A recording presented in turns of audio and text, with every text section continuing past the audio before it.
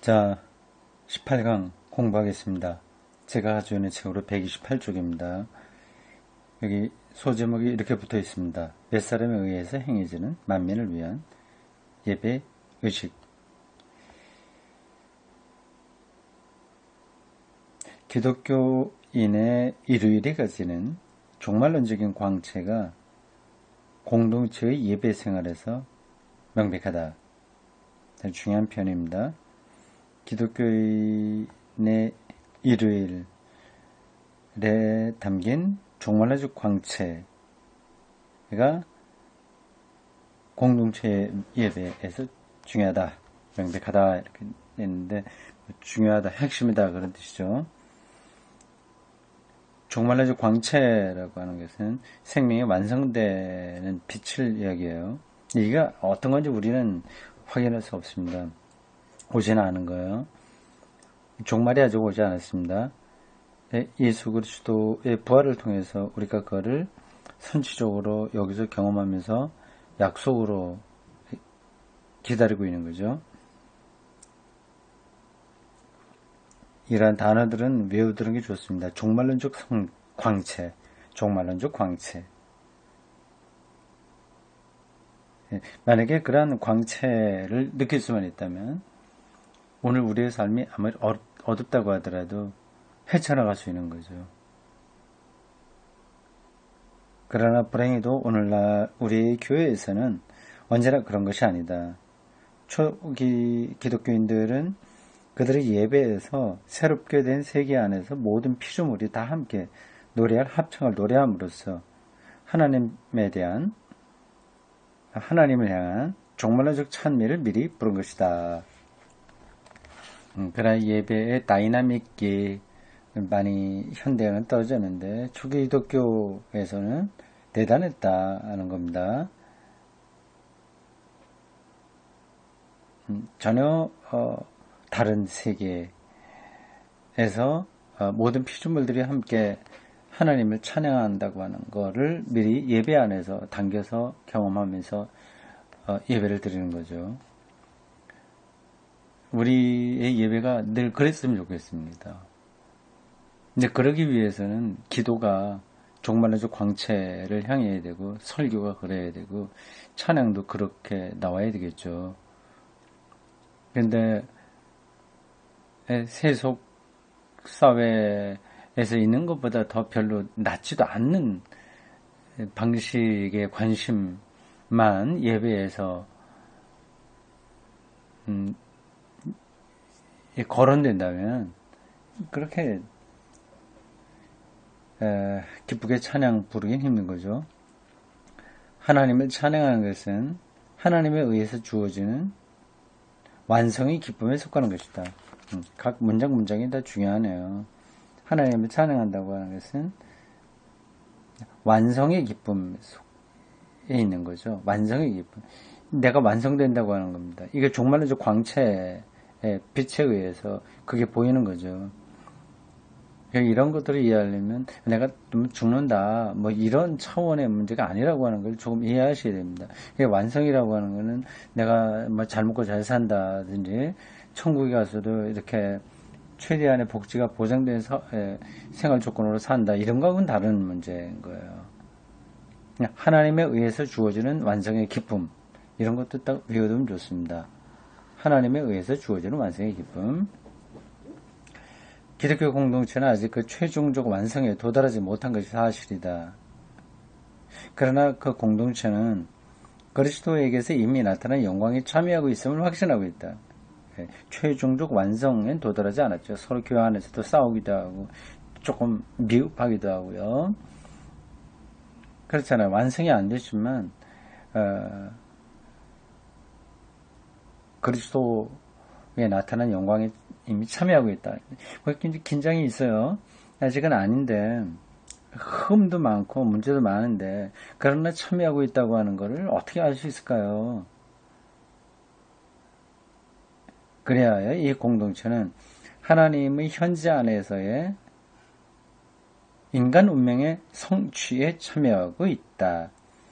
그 영광에 참여하는 것이 인간의 운명이 성취되는 거거든요. 거기 참여하고 있다. 지금도 이 공동체는 장차 새로운 세계를 가져올 성령의 임재를 즐거워하고 있다. 이 공동체는 교회예요. 그럼 이 교회가 이래야 되겠죠. 얼마나 멋집니까? 대기업에 다니는 것보다 이 교회 공동체에 참여하는 게 더 중요한 거죠. 장차 올 새로운 창조, 다시 장차 새로운 창조를 가져올 성령의 임재. 이것도 외워둬야 되겠네요. 새로운 창조를 가져올 성령의 임재를 즐거워한다. 지금도 축하하기 위하여 회집할 수 있다. 그러니까 예배는 축제예요. 종말론적 광채가 빛을 비추는 그런 축제입니다. 새로운 창조를 보니까 그런 축제를 열지 않을 수 없는 거죠. 지금도 축하하기 위해서 모일 수 있다. 그러니까 예배는 새로운 창조가 가능한 성령의 임재를 즐거워하는 공동체라고 할 수 있습니다. 기독교 공동체는 예수 그리스도를 통해서 하나님께서 그 피조물, 특히 인간에 대해서 모이신 종말론적 완성 때문에 전 인류를 대신하여 하나님을 찬양하는 것이다. 여기서 특별한 표현이 나옵니다. 전 인류를 대신하여 라고 돼 있어요. 그러니까 모든 사람들이 이런 것들을 하나님을 찬양하지 못합니다. 우리는 대표하는 거예요. 모든 인류를 대신해서 하나님을 찬미하는 겁니다. 예수 안에서 하나님의 종말론적 구원이 밝아온 데 대해서 우리가 하나님을 찬양하는 것과 같이 또한 우리는 그 구원의 완성을 열망하고 그것을 위하여 기도한다.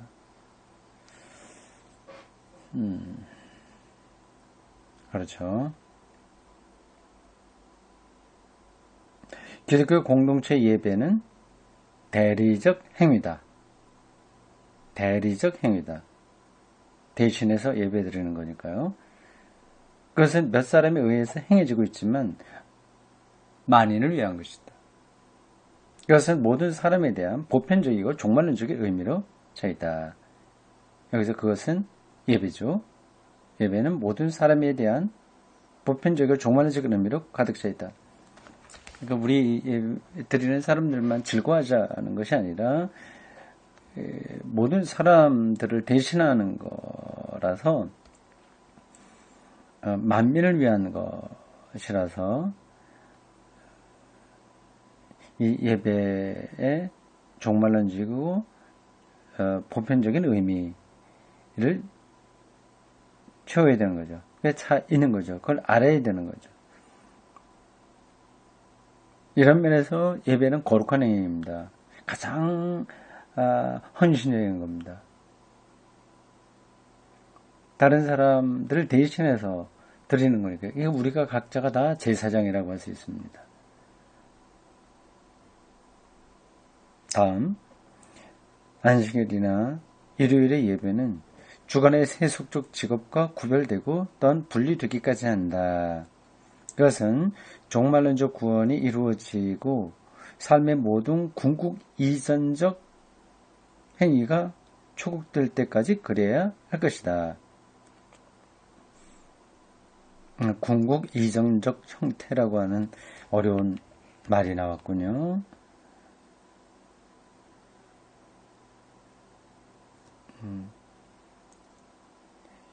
예배는 구별되어야 된다는 건데 이 세속 직업과 구별돼야 되는데 그거는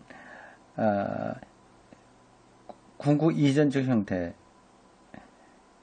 하는 것은 지금 여기 있는 그 잠정적인 형태들 가리킵니다. 궁극 이전이 아직까지 우리가 살고 있는 세상 그렇습니다. 모든 것들이 궁극 이전이에요. 국가도 궁극이 오면 없어지는 거예요. 가정도 마찬가지고 우리가 아무리 같이 있다고 하는 것도 다 궁극 이전의 형태들입니다. 그래서 그것 자체로는 완벽할 수가 없어요. 그런 것들이 극복될 때까지 예배는 세상과 구별돼서 드려져야 된다고 하는 거죠. 이게 안식일을 지키라라고 하는 가장 명령의 핵심 의미라고 할 수 있습니다. 이 진리는 믿음과 소망과 사랑의 비언역적 영향력으로부터 세속적 삶을 제외하려는 구실로 쉽게 왜곡되게 이용될 수 있다. 성수주일, 안식을 지키라라고 하는 것, 그러한 말 속에서, 그러한 말을 통해서 오히려 기독의 이기주의로 떨어지게 되는 거죠. 믿음, 소망, 사랑의 변혁적 영향력으로부터 세상을 완전히 밀쳐내려고 하는 것, 이건 왜곡인 거죠. 이러한 왜곡은 교회사에서 너무나 흔히 있었다. 그러니까 주일 지키지 않고 어디 놀러 가서 사고 났다고 한다면, 주일 지키지 않아서 그렇지. 이런 식으로 하는 건 왜곡인 거죠. 그러나 아무리 사회 현실이 변화된다고 해도 그 현실은 여전히 궁극 이전적인 것이다. 이전적인 것이다. 궁극 이전. 아직 궁극에 오지 못한 것이다. 그래서 주일과 구별되는 별개의 일요일과 별개의 교회에 대한 필요성이 존속할 것이다. 여기서 주일은 일요일을 말하는 게 아니라 그냥 한 주간을 얘기하는 거예요. 한 주간과 구별되는 특별한 일요일, 주일과 그 주일에 예배드리는 공동체인 교회가 반드시 필요하다. 얘기죠. 교회가 이처럼 구별되거나 분리되어 있는 것은 교회가 세속사회보다 우월하기 때문이 아니고 교회가 더럽혀지지 않고 존속하여야 하기 때문도 아니다. 그거는 불가능한 얘기예요. 반대로 세속사회를 위해서 그것과는 구별된 교회가 존재하지 않으면 안 된다. 구별된다고 하는 것은 완벽하기 때문이 아니라 특별히 우월하기 때문이 아니라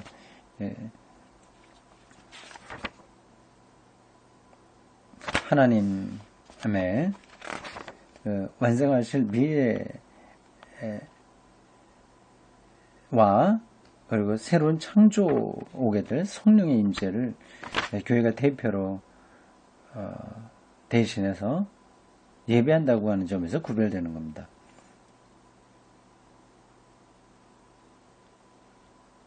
교회는 사회를 위해서 그리고 온 인류를 위해서 존재한다. 교회가 자기의 존재 자체를 자기 목적으로 할 때 그것은 존재할 권리를 상실한다. 세속사회는 교회를 필요로 한다. 교회가 사회와 분리된 하나의 제도로서 현재의 질서로 하여금 그 잠정성을 상기시키지 않는다면 세속사회는 세속적으로 자기의 잠정성을 장악하며 존속할 수 없다.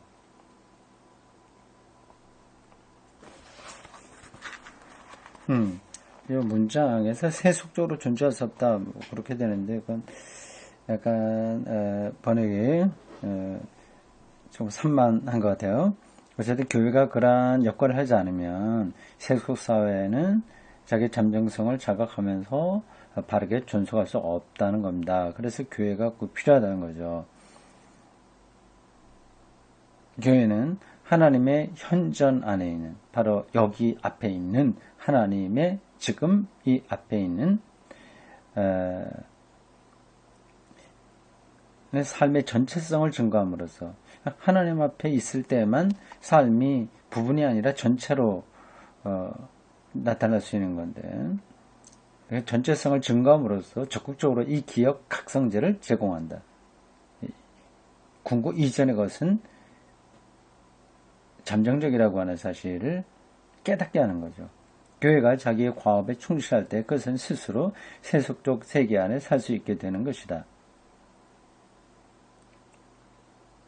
이런 과업에 충실할 때만 교회가 이 세속 안에 존재할 이유가 있다고 하는 겁니다. 그렇지 않으면 세속사회는 그 제도들을 절대화하며 자기의 세속성을 버리고 인류 위에 폭군으로 군림하게 된다. 자기를 절대화하는 거죠. 국가가 그렇게 될 위험성이 제일 많습니다. 지금 기업이나 자본주의가 더 절대화하고 있는 자기 자신을 신처럼 절대화하고 있는 거죠. 그걸 각성시키는 역할을 교회가 해야 됩니다.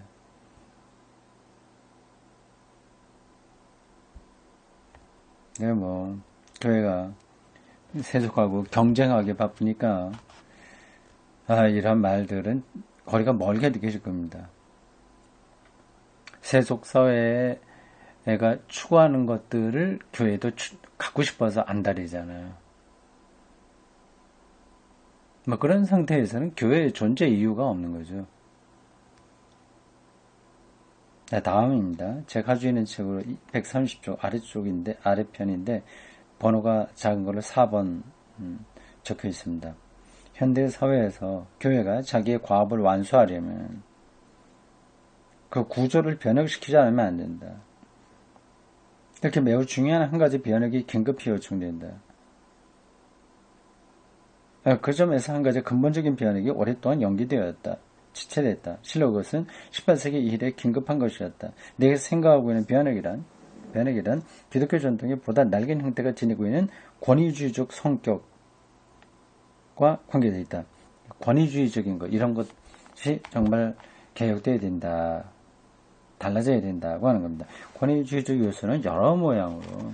권위주의적이라고 하는 거는 그 사회와 완전히 구분해갖고 내가 잘났다든지, 하나님의 대표자라든지, 세상에는 자연과 이 과학, 사회 이런 문제들을 억압적으로 누르려고 한다거나 아니면 제도를 그렇게 만들어가는 교회 성직제도로서 그렇게 가는 그런 전반적인 것을 가리킵니다.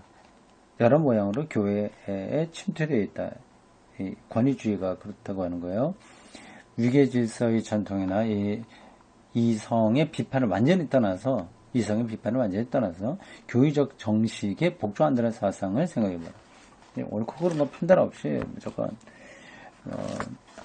주의 종에게 복종해라 라든지 그런 것들입니다. 또 성서를 우리가 복종해야 될 하나님의 말씀으로 보는 견해나 또는 예배가 권위주의적인 하나님의 말씀을 선포하는 설교자의 설교에 집중되어 왔던 예배만을 생각해보라. 그런 흐름들이 좀 있었거든요. 한 시간, 2시간씩 설교만 막 하는 그런 쪽으로 가는 교회 흐름도 있었습니다. 신앙을 복종으로 이해하는 것도 권위주의적이다.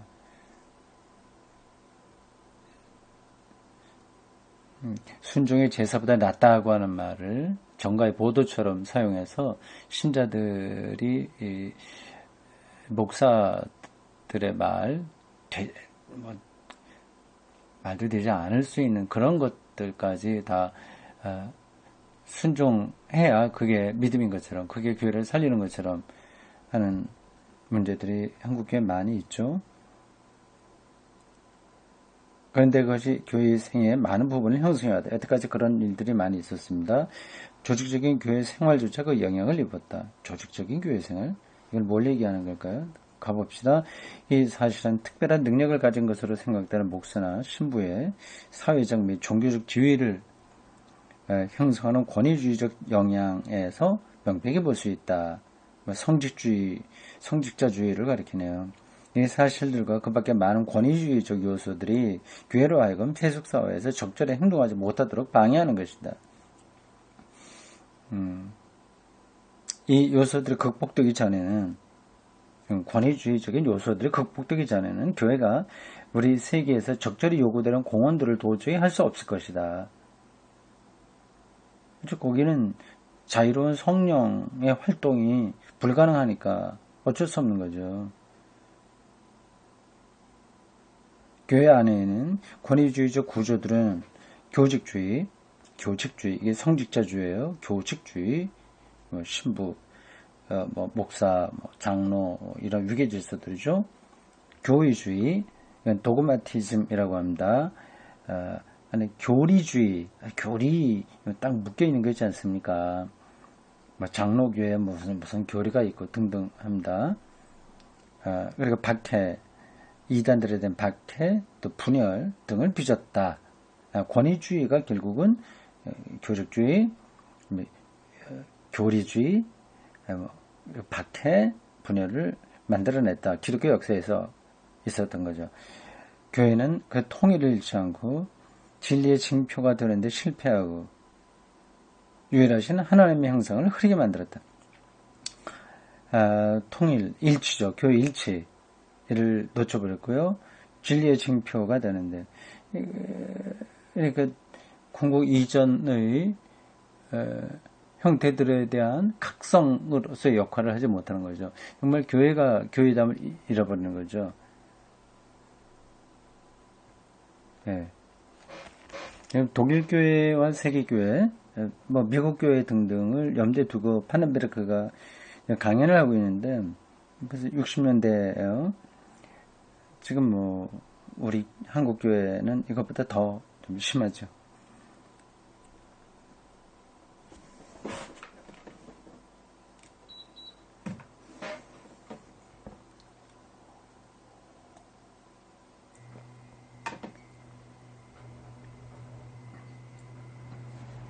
다음 소제목은 특권 지역은 존재하지 않는다 입니다.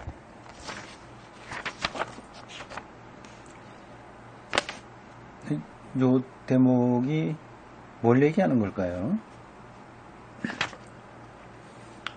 그냥 제목으로만 잠깐 본다면 교회 안에만 특별하게 거룩한 게 있는 건 아니다.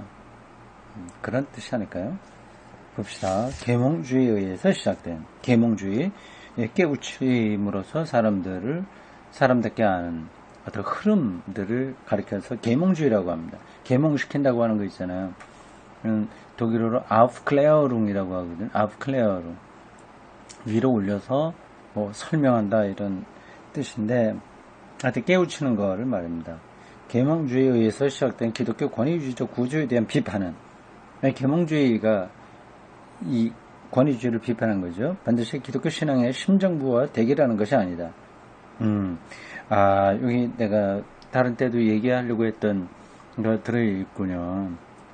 지금도 기독교 비판 세력이 한국에 많이 있습니다. 안티기독교 사이트들도 많이 있고요. 노골적으로 기독교만을 꼬집어서 비판하고 있는데, 근데 그러한 비판들이 사실은 기독교 중심에 대한 게 아니다. 지역적인 것 갖고 하고 있으니까 이런 번지수를 잘못 짚었다고 하는 겁니다. 우리는 확실히 교회 비판자들이나 옹호자들이나 교회의 권위주의적 형태를 교회의 참 실체로 자주 오해한 사실을 이해할 수 있다. 근데 권위주의가 개혁되어야 되는데 그거를 기독교로 이해하는 사람들이 옹호자들에게도 있었고 비판자들에게도 있었다고 하는 겁니다. 그러나 신앙으로 하나님 나라에 참여하는 사람은 다른 모든 궁극적 권위로부터 해방된다. 인간은 모든 것을 심판할 자유가 있다. 그것은 삶의 정치적 형태뿐만 아니라 교회적 조직들과 정식들에도 적용된다. 자유라는 은사와 특권은 교회의 선교에 대해서뿐만 아니라 교회의 교리적 결정들 그리고 성서의 문서들 나아가서는 예수 자신의 메시지에 대해서까지도 행사되어야 한다. 끝으로 우리는 하나님의 오고 있는 나라의 메시지도 인간은 모든 무제약적인 인간적 권위로부터 자유롭다는 원칙에 대해서 예외적일 수 없다고 하는 것을 말해준다. 모든 그 비판이 가능하다는 얘기입니다. 자유를 확립시킨 메시지 자체가 인간에 의해서 선포되는 것이기 때문에 설교도 인간이 선포하는 거잖아요. 그 메시지도 다른 모든 권위 주장과 마찬가지로 비판적 검토를 받아야 된다. 제가 한 설교 비평은 잘한 겁니다. 비판적 검토를 받아야 됩니다. 인간의 정치적 및 지적 실존의 전역에서 이 비판이 반성해서 면제될 수 있는 특권 지역이 없다. 그거군요. 특권 지역이라고 하는 그 말은 비판에서 벗어날 수 있는 것은 아무것도 없다. 그 얘기입니다. 하나님의 오고 있는 나라의 메시지는 비판으로부터 보호받을 필요가 없다. 그 메시지는 하나님 나라를 선포하는 그 메시지는 비판받아야 된다. 그래야지 그게 진리가 되는 거죠. 그래서 비판적 검토를 통과할 것이기 때문이다. 그게 정말 하나님 나라의 메시지 옳다면 어떤 비판 앞에서도 든든하게 서는 거죠. 인간의 창조주이신 하나님은 전혀 사람에게 낯선 분이 아니다. 인간이 만약 하나님을 배반하면 인간은 자기 문제, 본성과 운명을 배반했다는 것을 스스로 알 수 있게 된다. 아무리 비판을 많이 한다고 하더라도 그게 완전 벗어날 수는 없는 거죠. 하나님의 그 영역에서 벗어날 수 없습니다. 그렇게 되면 결국 내가 뭘 잘못했나를 깨닫게 된다고 하는 겁니다. 우리가 기독교 전통 안에 있는 권위주의적 요소들을 변화시킬 것을 열렬하게 요구했지만, 그러나 우리는 그것들의 기원과 교회에 붙어있는 그것들의 점착력을 이해할 수 있다. 번역이 좀 그러네요. 좀 가봅시다. 종교개혁 이전에 그리고 이후 18세기까지의 교회의 권위주의적 구조는 고대와 중세에 있어서의 역사적 사실들을 전달하는 과정의 특수 조건들에 기인한다. 과학적 지식은 당시 일반적이고 무시간적인 명제의 영역에 국한되는 것으로 생각되었다. 뭐예요? 역사의 특수 사건들은 과학적 탐구와는 상관없는 것으로 생각되었다. 그러니까 교회에 있는 계시 이런 것들은 역사적 탐구와는 상관없는 것으로 생각됐다고 하는 거죠. 만일 질문을 받을 수 있는 목격자가 세상을 떠나고 가까이 없을 경우에는 최종적으로 목격자의 증언에 바탕을 둔 전통을 믿느냐 안 믿느냐 하는 결단밖에 남지 않는다. 그러니까 기독교가 말하는 그 진리라고 하는 것이 예수는 없으니까 이제 그 목격자들의 말을 따를 수밖에 없잖아요. 그걸 따르냐 안 따르냐 하는 결단만 남은 거지, 이것을 자연과 사회과 이런 것하고는 전혀 다르다. 그렇게 생각했다고 하는 겁니다. 이제 그런 것들을 잘 지켜내기 위해서 결국은 권위주의적인 요소가 교회 안에 들어왔다는 얘기겠죠. 보겠습니다. 이러한 상황에서는 모든 것은 어떤 특정한 전통이나 아니면 그 생존에 있는 대표자들의 신빙성 여하에 달린 것이다. 그래서 지금 목사, 그럼 교회 제도, 이런 것들이 정말 믿을만해야 지금 교회 역사에서 내려왔던 그런 것들을 다 우리가 그래야지 인정받지 않냐 하는 겁니다. 그러니까 전달되어야 할 것이 현재까지 전달되어 오는 과정에서 있어서 왜곡될 수 있다는 가능성은 배제되어야만 했다. 틀릴 수는 없다. 이거는 정말 많은 거다. 그러니까 왜곡될 가능성은 배제된다고 생각을 하는 거예요. 그래서 지금 있는 사제, 목사, 이런 신학자 이런 사람들의 권위가 인정돼야만 이런 것이 이런 말이 타당성이 있게 되는 거죠. 그래서 어거스틴의 말을 끌어들여요. 만일 그가 먼저 가톨릭 교회를 믿지 않았더라면 복음을 믿으려 하지 않았을 것이라고 말한 것이다. 그러니까 그 당시 있었던 가톨릭 교회 제도, 그게 그렇게 권위적인 거로 권위로서 받아들여야만 그 교회의 전통이 인정받을 수 있다고 하는 겁니다. 감독들의 사도계 이승에 대한 관심에 있어서 중심적 원동력이 된 것은 기독교 전통의 신빙성을 보증하려는 요구였다. 그러네요. 그러니까 권위주의적인 아까 이거 교직주의 몇 가지 있었잖아요. 교직주의, 교회주의 이런 등등. 근데 권위적인 성격을 다분히 가지고 있는 그러한 것들은 기독교 전통의 신빙성을 보증하려고 하는 노력이었다는 겁니다. 내가 잘났다 하는 것을 표현하려고 한 게 아니라 고대 세계에 있어서 기독교 전통의 동일성과 순수성은 오직 그 전달 과정을 규제하는 권위주의적 구조에 의해서만 보존되었다. 이게 이제 쭉 기독교 역사에서 나타났던 그 권위주의적 요소의 성격에 대한 설명입니다. 그러니까 그러한 차원에서는 일종의 권위주의는 필요악이라고 할 수 있어요. 그게 아니면 전통이나 이런 것들이 다 상대화되어 버리고 마는 거죠. 그러니까 그게 이제 18세기까지는 그렇게 됐는데, 그 다음에는 이제 그 자체가 부정되고 있으니까, 아니, 그러니까 왜곡될 가능성까지 다 문제가 되고 있으니까, 네, 좀 방향을 더 정확하게 잡아야 된다 하는 이야기들을 앞으로 더 하지 않겠습니까? 네, 오늘 재미있는 얘기를 들었고 또 많이 배웠습니다. 여기까지 하겠습니다.